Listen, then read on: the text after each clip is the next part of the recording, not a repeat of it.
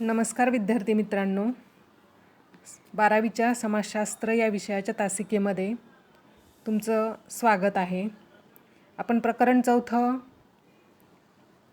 भारतातल्या समाज परिवर्तनाची प्रक्रिया हे जे प्रकरण आहे, या प्रकरणाअंतर्गत परिवर्तनाच्या ज्या विविध प्रक्रिया आहेत त्या एकेका प्रक्रियेचा आपण अभ्यास करत होतो.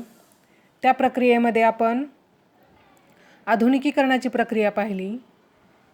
समाज परिवर्तनाच्या प्रक्रियेमध्ये आधुनिकीकरणाच्या प्रक्रियेमधून भारतीय समाजामध्ये नेमके कशा पद्धतीचे बदल घडून आले या संदर्भातला जो अभ्यास आहे तो अभ्यास आपण मागच्या तासिकेला केला होता. आज आपणाला पाहायचं आहे जागतिकीकरण. भारताच्या समाज परिवर्तनामध्ये जागतिकीकरणाची जी प्रक्रिया आहे ती प्रक्रिया तितकीच महत्त्वपूर्ण असलेली आपणाला सांगता येते. भारतीय समाजामध्ये जे बहुविध बदल घडून आले त्या बदलाला जागतिकीकरणाची प्रक्रिया मुख्यत्व रूपानं कारणीभूत असलेली आपल्याला सांगता येते. जागतिकीकरणाची ही जी प्रक्रिया आहे ती प्रक्रिया भारतामध्ये 1991 चालू झालेली आपल्याला दिसून येते. तत्पूर्वी आपणाला जागतिकीकरणाची जी प्रक्रिया आहे ती प्रक्रिया भारताला का स्वीकारावी लागली या संदर्भामध्ये आपल्याला थोडक्यात विचार करायचा आहे.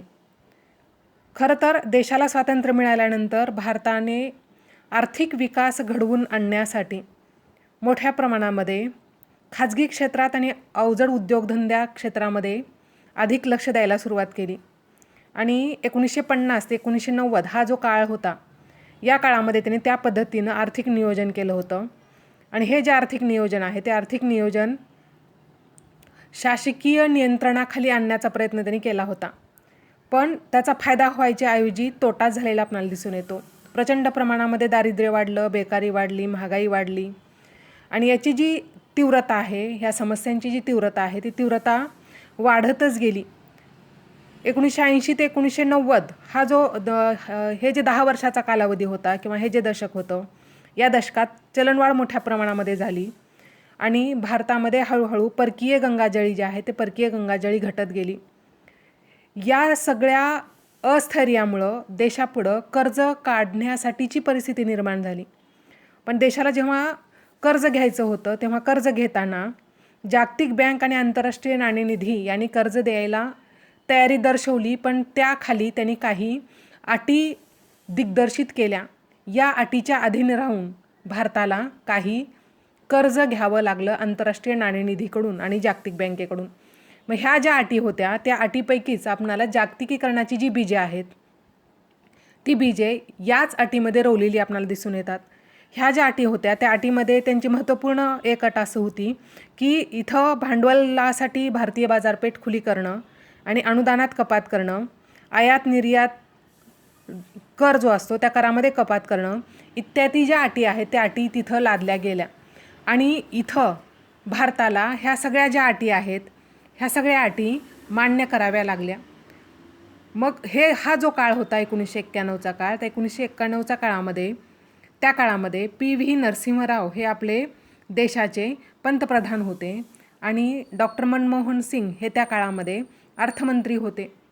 आणि मग ह्या काळामध्ये जागतिकीकरणाची प्रक्रिया रूढ करून घेताना LPG ही जी संकल्पना आहे या संकल्पनेचा स्वीकार करण्यात आला. व LPG ही जी संकल्पना आहे ती संकल्पना मुळात नेमकी काय आहे या संकल्पनेचा आपणाला विचार करणं तितकंच गरजेचं आहे. तर LPG याचा अर्थ आपणाला असा सांगता येतो की L म्हणजे लिबरायझेशन, म्हणजेच त्याला मराठीमध्ये आपण उदारीकरण म्हणतो. P म्हणजेच प्रायव्हेटलायझेशन म्हणजेच खाजगीकरण आणि G म्हणजे ग्लोबलायझेशन म्हणजेच जागतिकीकरण. तर 1991 जागतिकीकरणाची ही जी प्रक्रिया चालू झालेली आहे त्या प्रक्रियेमध्ये LPGला आपण स्वीकारलेलं आहे. मग हे जे LPGचं धोरण होतं ते या धोरणामुळं भारतीय अर्थव्यवस्थेला खुलं आकाश मिळालेलं आपणाला दिसून येतं. आणि आपली जी भारताची अर्थव्यवस्था जी मोडकळीस आली होती त्या अर्थव्यवस्थेला एक ऊर्जित अवस्था प्राप्त करून द्यायला LPGचं धोरण कारणीभूत ठरलेलं आपल्याला दिसून येतं. मग हे जे जागतिकीकरण आहे हे जागतिकीकरण भारताला खुला व्यापार म्हणा, परकीय भांडवलाचं स्रोत आकृष्ट करण्यासाठी, खुलं वातावरण निर्माण करण्यासाठी, उद्योग सुरू करण्यासाठीची जी सुलभता आहे ती सुलभता प्राप्त करून द्यायला हे जे वातावरण आहे ते वातावरण चांगल्या पद्धतीनं अनुकूल ठरलं. मग असं हे जे जागतिकीकरणाचं धोरण आहे त्या जागतिकीकरणाच्या धोरणामुळं भारत व्यापारी विश्वाचा एक भाग बनला. जगाच्या अर्थव्यवस्थेबरोबर देशाची जी अर्थव्यवस्था आहे ती अर्थव्यवस्था जोडली गेली किंवा देशाची अर्थव्यवस्था जगाच्या अर्थव्यवस्थेबरोबर जोडणं म्हणजेच जागतिकीकरण म्हणता येईल आपल्याला. जगातील निरनिराळ्या देशामध्ये भांडवल, तंत्रज्ञान, ज्ञान, श्रम, वस्तू, सेवा यांचा मुक्त संचार घडून येणं म्हणजेच आपणाला जागतिकीकरण होय असं म्हणता येईल.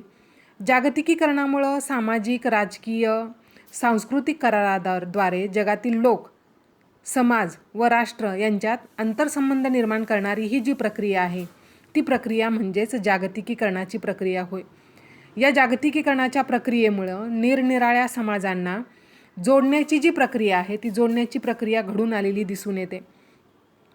खरं तर आपण अर्थव्यवस्था डबघाईला आलेल्या अवस्थेमध्ये असताना 1991मध्ये आपण आंतरराष्ट्रीय नाणेनिधीकडून आणि त्याचबरोबर जागतिक बँकेकडून कर्ज काढलं होतं आणि हे कर्ज काढताना काही अटीच्या अधीन राहून आपल्याला ह्या शर्ती ज्या आहेत त्या शर्ती मान्य कराव्या लागल्या होत्या. म्हणून सुरुवातीला ही जी जागतिकीकरणाची प्रक्रिया आहे त्या जागतिकीकरणावर टीकाही झालेली आपल्याला दिसून येते. आणि जागतिकीकरणाचे काही फायदे आहेत तर काही तोटेही आहेत. तर अशा या जागतिकीकरणाचा जो अर्थ आहे तो अर्थ नेमका काय आहे तो अर्थ पहिल्यांदा आपणाला व्याख्यांच्या आधारे जाणून घेणं तितकंच गरजेचं आहे. तर हे जे जागतिकीकरण आहे ते जागतिकीकरणाचा नेमक्या आपणाला अर्थ काय सांगता येईल ते व्याख्याच्या आधारे आपण त्याचा अर्थ लक्षात घेऊयात. पहिली जी व्याख्या केलेली आहे ती पहिली व्याख्या केली गेली आहे मार्टिन आलोब्रो आणि एलिझाबेथ किंग यांनी. ज्यामुळे जगातील लोक एकाच वैश्विक समाजाचे सदस्य बनतात अशा सर्व प्रक्रियेचा संदर्भ जागतिकीकरणाशी जोडलेला आहे. अशा पद्धतीची जी व्याख्या आहे ती व्याख्या मार्टिन आलोब्रो आणि एलिझाबेथ किंग यांनी केलेली आपल्याला दिसून येते. दुसरी जी व्याख्या केलेली आहे ती दुसरी व्याख्या केलेली आहे हे जे जागतिकीकरण आहे ते जागतिकीकरणाची दुसरी व्याख्या अँथनी गिडेन्स यांनी केलेली आहे. आणि अँथनी गिडेन्स नेमकं काय म्हणतात की जागतिकीकरण म्हणजे नेमकं काय तर ज्यामुळे दूरच्या प्रदेशाशी असलेले नाते अशा पद्धतीने जोडले जाते की अनेक मैल दूर असलेल्या प्रदेशात घडणाऱ्या घटनांचे पडसाद स्थानिक घटनावर होतात आणि त्याच न्यायाने स्थानिक घटनाचा परिणाम जागतिक पातळीवरील घटनावर होतो. ही प्रक्रिया म्हणजेच जागतिकीकरण होय. जागतिकीकरण याचा अर्थच अँथनी गिडेन्स यांनी असं सांगितलेलं की संपूर्ण जग हे छोटं बनलेलं आहे. संपूर्ण जग एक छोटं गाव बनलेलं आहे, एक छोटं ग्लोबल विलेज ज्याला म्हणतो आपण ग्लोबल विलेज बनलेलं आहे. आणि या जागतिकीकरणाच्या प्रक्रियेमधून एका ठिकाणी एखादी घटना घडली तर त्या घटनेचे पडसाद दुसरीकडं आपोआपच उमटतात. याचाच अर्थ आपण या जागतिकीकरणाच्या प्रक्रियेमधून एवढ्या जवळ येणार आहोत. दुसरी जी व्याख्या केलेली आहे ती दुसरी व्याख्या केलेली आहे रोलंड रॉबर्टसन यांनी. रोलंड रॉबर्टसन काय म्हणतात जागतिकीकरण म्हणजे नेमकं काय तर जागतिकीकरण म्हणजे जग अधिकाधिक जवळ येणे आणि आपण सर्व एकच आहोत ज्याच्यामध्ये समग्रतेची भावना असणारी आहे अशी तीव्रतेनं जाणीव होणं म्हणजेच जागतिकीकरण होय. जागतिकीकरण याचा अर्थ केवळ जागतिकीकरण अर्थव्यवस्थेशीच जोडलं गेलं नाही तर अर्थव्यवस्थेबरोबरच दोन देशाचे दोन समाज एकत्र येणार आहेत, दोन संस्कृती एकत्र येणार आहेत, दोन देशामध्ये असणाऱ्या ज्या सीमा आहेत त्या सीमा पुसट होत जाणार आहेत. आणि त्यामुळं जागतिकीकरणाच्या प्रक्रियेमुळं अधिकाधिक जवळ येणं आणि आपण सगळे एकच आहोत अशा पद्धतीची जी भावना आहे अशा पद्धतीची जी जाणीव आहे ती जाणीव निर्माण होणं म्हणजेच जागतिकीकरण होय. अशा पद्धतीची जी व्याख्या आहे ती व्याख्या रोलंड रॉबर्टसन यांनी केलेली आहे. या व्याख्येवरून आपणाला जागतिकीकरणाच्या प्रक्रियेमधून एकच अर्थ प्रतीत होतो की जागतिकीकरणामुळं संपूर्ण जग हे छोटं बनलेलं आहे. आणि नुसतंच छोटं बनलेलं नाही तर संपूर्ण जग हे एकमेकांच्या एवढं जवळ आलेलं आहे की या जवळीकीमुळं एकमेकांच्या देशामध्ये असणाऱ्या किंवा विलग करणाऱ्या ज्या सीमारेषा आहेत त्या सीमारेषासुद्धा निघून गेल्या आहेत किंवा पुसट झाल्या आहेत आणि संपूर्ण जग एक खेडं हे संपूर्ण विश्वची माझी घरं खरं अशा पद्धतीची जी संकल्पना आहे ती संकल्पना ज्ञानेश्वरांनी वापरलेली होती. आणि त्याचीच प्रचिती या जागतिकीकरणातून होत असलेली आपल्याला दिसून येते की संपूर्ण हे घर हे काय झालेलं आहे संपूर्ण विश्व हे एक घर बनलेलं आहे. एक ग्लोबल खेडं, एक ग्लोबल विलेज बनलेलं आहे. अशा पद्धतीनं असणारी ही जी प्रक्रिया आहे, या प्रक्रियेलाच जागतिकीकरणाची प्रक्रिया म्हणायचं, असा साधा सोपा अर्थ आपणाला या जागतिकीकरणाचा सांगता येईल. तर अशा पद्धतीची असणारी ही जी जागतिकीकरणाची प्रक्रिया आहे, त्या जागतिकीकरणाची प्रक्रियाचं स्वरूप समजून घेण्यासाठी आपणाला जागतिकीकरणाची वैशिष्ट्येसुद्धा पाहावी लागतील. तर हे जे जागतिकीकरणाचे स्वरूप आहे, ते स्वरूप आपल्याला वैशिष्ट्याच्या रूपामध्ये असं स्पष्ट करता येईल की जागतिकीकरणाचं पहिलं वैशिष्ट्य म्हणून आपल्याला तत्वांची उदारता सांगता येईल. की जागतिकीकरण म्हणजे नेमकं काय आहे, तर जागतिकीकरणामध्ये तत्वाची उदारता आहे. आता तत्वाची उदारता म्हणजे नेमकं काय, तर जागतिकीकरणात प्रत्येक देशाने तत्वाची उदारता दाखवायची आहे. म्हणजेच हस्तक्षेप न करता उद्योगधंद्याला स्वातंत्र्य देणं. खरं तर पूर्वी एकमेकांच्या देशामध्ये जाण्यासाठी कडक नियमांची अंमलबजावणी केली जायची, कडक नियमनं लावली जात होती. त्याचबरोबर व्यापार करायचं म्हटलं तर अतिशय कडक अशा पद्धतीचे आपल्याला जकात कर जे आहेत त्याचा भरणा करावा लागत होता. पण जागतिकीकरणाच्या प्रक्रियेमध्ये मात्र तत्वाची उदारता असलेली आपल्याला दिसून येते. आणि ह्या तत्वाच्या उदारतेमध्ये हस्तक्षेप न करता उद्योगधंद्याला स्वातंत्र्य देणं म्हणजे जागतिकीकरण होय. त्याचबरोबर ही जी जागतिकीकरणाची प्रक्रिया आहे, त्या जागतिकीकरणाच्या प्रक्रियेमध्ये भांडवल म्हणा, वस्तू म्हणा, तंत्रज्ञान, श्रम यांचा जगभर आपणाला मुक्त संचार करायचा आहे. आणि कुठेही हस्तक्षेप न करणं हा या जागतिकीकरण प्रक्रियेचा अविभाज्य भाग असलेला आपणाला सांगता येईल. आणि त्याचबरोबर अर्थव्यवस्थेमध्ये खाजगी उद्योगासाठी ही जागतिकीकरणाची जी प्रक्रिया आहे, ती प्रक्रिया जास्त महत्त्वपूर्ण असलेली आपल्याला सांगता येते. म्हणूनच ही जी प्रक्रिया आहे या प्रक्रियेला उदारीकरणाची प्रक्रिया असं म्हणतात. म्हणजे LPG या तत्वातलं यल याचा अर्थच काय, लिबरायझेशन, उदारीकरण. ही उदारीकरणाची प्रक्रिया म्हणतात, जी जीवनाच्या सर्वच क्षेत्रातील लोकांना एकत्र आणते. यामध्ये केवळ अर्थव्यवस्थे संबंधित किंवा व्यापाराशी संबंधितच लोक एकत्र येतात, अर्थव्यवस्थे संबंधितच लोक एकत्र येतात. या अर्थानं ही उदाराची तत्व म्हणजे हे नाही, उदारीकरण नाही. तर ही जी उदारीकरणाची प्रक्रिया आहे, त्या उदारीकरणाच्या प्रक्रियेमध्ये जीवनाच्या सर्व क्षेत्रातील लोकांना इथं एकत्र आणलं जातं. आणि कोणत्याही उद्योगधंद्यासाठी अनिर्बंधपणे तो उद्योगधंदा सुरू करण्याची त्याला मान्यता दिली जाते. इत्यादी गोष्टी अगदी प्रकर्षानं जागतिकीकरणाच्या प्रक्रियेमध्ये दिसून येतात. आणि म्हणूनच आपल्याकडं काही कंपन्या परदेशी कंपन्याबरोबर एकत्र काम करत असलेल्या दिसून येतात. उदाहरणार्थ टाटा मारुती असेल, ही टाटा मारुती, सुझुकी, हुंदाई यासारख्या ज्या परराष्ट्रीय कंपन्या आहेत, या परराष्ट्रीय कंपन्याबरोबर काम करत असलेली आपल्याला दिसून येते. या पद्धतीनं म्हणजे हे जे उदारीकरणाचं धोरण आहे, ह्या उदारीकरणाच्या धोरणामध्ये अनिर्बंध हा शब्द वापरलेला आहे. तर हा जो अनिर्बंधाचा शब्द आहे, तो अनिर्बंध हा शब्द फ्रेंच संकल्पना आहे. आणि ही जी अनिर्बंधाची संकल्पना आहे, ती अनिर्बंधाची संकल्पना नेमकं लेट डू याच्याशी संबंधित. म्हणजे त्याचा अर्थ आहे लेट डू याचा अर्थ मराठीमध्ये आपल्याला करू द्या असं सांगता येईल. करू द्या म्हणजे व्यापाराला स्वातंत्र्य देणं, स्पर्धेला स्वातंत्र्य देणं, अशा पद्धतीने तत्वाची उदारता दाखवणं म्हणजेच लिबरायझेशन होय, म्हणजेच तत्वाची उदारता होय. आणि ही तत्वाची उदारता प्रत्येक देशानं जागतिकीकरणामध्ये दाखवायची आहे, दाखवली जाते. हे जागतिकीकरणाचं आपल्याला पहिलं वैशिष्ट्य सांगता येईल.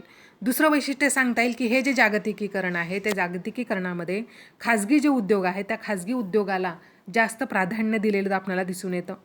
खाजगीकरणाची प्रक्रिया ही जागतिकीकरणाची जवळची प्रक्रिया आहे. खाजगीकरणाची प्रक्रिया म्हणजेच प्रायव्हेटलायझेशन.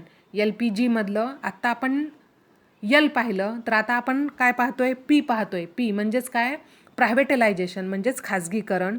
तर खाजगीकरण म्हणजे सरकारी किंवा सार्वजनिक उद्योगाची मालकी खाजगी क्षेत्राकडे देणं होय, किंवा सार्वजनिक उद्योगाची मालकी, व्यवस्थापन, नियंत्रण खाजगी क्षेत्राकडे सुपूर्द करणं, यालाच आपणाला प्रायव्हेटलायझेशन म्हणायचे किंवा यालाच आपण खाजगीकरण म्हणायचे. देशाची जी आर्थिक व्यवहारातील सरकारचा किंवा सार्वजनिक क्षेत्राचा जो सहभाग आहे, तो सहभाग आपल्याला या ठिकाणी कमी करायचा आहे. आणि ही कमी करण्याची प्रक्रिया करून या क्षेत्रामध्ये या गोष्टीला खाजगी क्षेत्राकडे वळवायचे, यालाच खाजगीकरणाची प्रक्रिया असं म्हणायचे. उदाहरणार्थ आरोग्यसेवा असेल, आकाशवाणी आहे, विमा आहे, दूरदर्शन, शिक्षण यासारख्या ज्या सेवा आहेत किंवा यासारखे जे उद्योग क्षेत्र आहे त्या उद्योग क्षेत्राला खाजगी उद्योगासाठी आपल्याला खुली करायची आहे, अशा पद्धतीची जी प्रक्रिया आहे त्या प्रक्रियेला खाजगी उद्योग असं म्हणायचं आहे. म्हणजे खाजगीकरणाला जास्तीत जास्त सार्वजनिक असणारे क्षेत्र किंवा ज्याच्यावर सरकारचं नियंत्रण असलेली जी क्षेत्र आहेत किंवा सेवा क्षेत्र आहेत, उद्योग क्षेत्र आहेत, त्या उद्योग क्षेत्राला खाजगी व्यवस्थापनाकडं सुपूर्द करण्याची प्रक्रिया जी आहे ती प्रक्रिया एक महत्त्वपूर्ण वैशिष्ट्य आपल्याला खाजगीकरणाच्या प्रक्रियेमध्ये सांगता येईल. पुढचं जे वैशिष्ट्य सांगायचं आहे आपल्याला ते पुढचं वैशिष्ट्य आहे नफा मिळवणं. तर ही जी जागतिकीकरणाची प्रक्रिया आहे त्या जागतिकीकरणाच्या प्रक्रियेमध्ये नफा मिळवणं हे एक महत्त्वाचा म्हणजे हेतू असलेला आपल्याला सांगता येतो. नफा मिळवणं हे खाजगीकरणाच्या प्रक्रियेचं एक प्रमुख उद्दिष्ट आहे. जागतिकीकरणामुळे प्रत्येक क्षेत्रातील स्पर्धा ही तीव्र झालेली दिसून येते. होतकरू असतील काही लोक, कौशल्य निपुण असतील, गुणवंत असतील, या लोकांसाठी जागतिकीकरणामुळं संधीची मोठ्या प्रमाणामध्ये उपलब्धता निर्माण झालेली आपल्याला दिसून येते. आणि याच गोष्टीचा फायदा घेत अनेक सेवा पुरवठादारांनी प्रमाणाबाहेर नफा मिळवलेला आहे. नफा मिळवण्यासाठी ही जी जागतिकीकरणाची प्रक्रिया आहे ही प्रक्रिया जास्त म्हणजे उपयुक्त ठरलेली आहे किंवा अनुकूल ठरलेली आहे. त्यामुळं बऱ्याच सेवा पुरवठादारांनी खरं तर प्रमाणाबाहेर नफा मिळवलेला आपल्याला दिसून येतो. आणि मग त्याच्यामध्ये व्यापारी तत्वावर काम करणाऱ्या काही खाजगी शिक्षण संस्था असतील, या खाजगी शिक्षण संस्थांनी भरमसाठ फी आकारून प्रचंड प्रमाणामध्ये उत्पादन केलेलं आपल्याला दिसून येतं. म्हणजे बऱ्याचदा खाजगीकरणामुळं अशा पद्धतीचे जे सेवा पुरवठादार आहेत त्या सेवा पुरवठादारांनी अतिरिक्त प्रमाणामध्ये नफा मिळवलेला आपल्याला दिसून येतो. आणि नफा मिळवण्याचं उद्दिष्ट समोर ठेवूनच खाजगी क्षेत्रामध्ये अशा पद्धतीचे काही उद्योग आणि सेवा क्षेत्र निर्माण केले जातात. ही गोष्टही आपल्याला नाकारता येत नाही. तर हे सुद्धा जागतिकीकरणाचं एक महत्त्वपूर्ण वैशिष्ट्य असलेलं आपल्याला सांगता येईल. पुढचं जे वैशिष्ट्य आहे ते पुढचं वैशिष्ट्य आहे बाजारीकरण. हे जे जागतिकीकरण आहे त्या जागतिकीकरणाचं पुढचं वैशिष्ट्य आपल्याला बाजारीकरण सांगता येईल. जागतिकीकरणामुळं औद्योगिक उत्पादनात वाढ झाली आणि त्यामुळं बाजारीकरणाला चालना मिळाली. याचाच अर्थ मोठे मोठे जे मॉल्स आहेत त्या ठिकाणी सर्वच गोष्टीची खरेदी करण्याची जी प्रक्रिया आहे ती प्रक्रिया एकाच ठिकाणी घडून येत असलेली दिसून येते. एका निवडीसाठी अनेक पर्याय आज या मॉलमुळं उपलब्ध झालेले आपल्याला दिसून येतात आणि त्यामुळं प्रचंड प्रमाणामध्ये चंगळवाद वाढलेला दिसून येतो. आणि या चंगळवादी प्रक्रियेमुळं व्यक्ती अधिकाधिक भौतिकवादी बनलेला आपल्याला दिसून येतो. गरजेचं असलेलं आणि गरजेचं नसलेलं यामध्ये फरक न करता भरमसाठ वस्तू खरेदी करण्याचंही जी एक चंगळवादाची जी मानसिकता आहे ती मानसिकता लोकांच्यामध्ये मोठ्या प्रमाणामध्ये निर्माण होत असलेली आपल्याला दिसून येते. त्यामुळे चंगळवादालाही खतपाणी मिळत चाललेलं आपल्याला दिसून येतं आणि व्यक्ती अधिकाधिक भौतिकवादी बनलेला आपल्याला दिसून येतो. म्हणजे त्याचे हे आपल्याला काही तोटेसुद्धा सांगता येतील. जागतिकीकरणाचे जे बरेच फायदे झालेले आहेत त्या फायद्याबरोबरच अशा पद्धतीचे काही तोटे झालेलेही आपल्याला सांगता येतील. पुढचं जे वैशिष्ट्य आहे ते पुढचं वैशिष्ट्य आहे की जागतिकीकरणामुळं आपण एकमेकांच्या बरोबर परस्परावलंबित्व जे आहे ते मोठ्या प्रमाणामध्ये वाढलेलं आहे.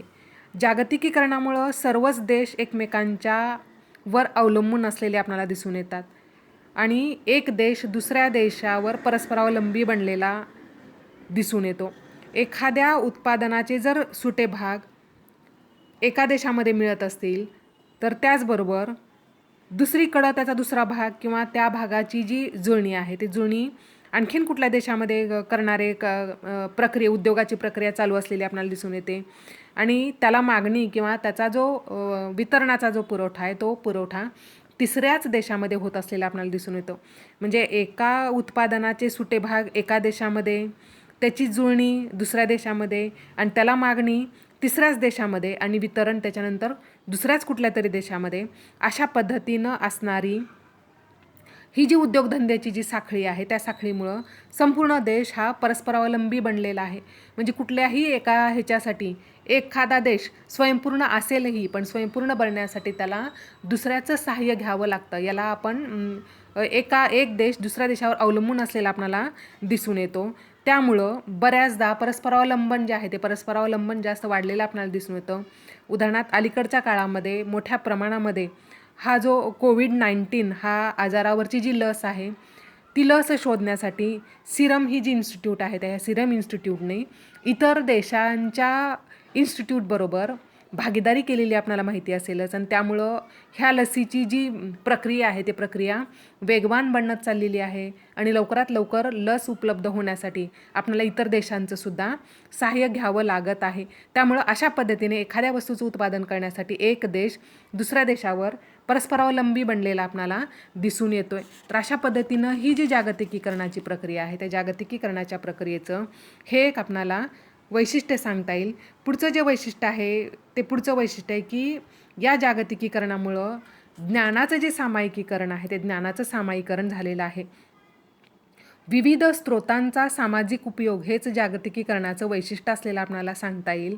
आणि विविध ज्ञानाचे आदानप्रदान आणि सहजपणे होण्याची जी क्रिया आहे म्हणजे एखादं ज्ञानाचं म्हणा, एखाद्या उत्पादनाचं म्हणा, त्या उत्पादनाची होणारं देवाणघेवाण किंवा प्रदान करण्याची जी प्रक्रिया आहे ती प्रक्रिया संगणक प्रणालीमुळं जास्त सुलभ झालेली आहे.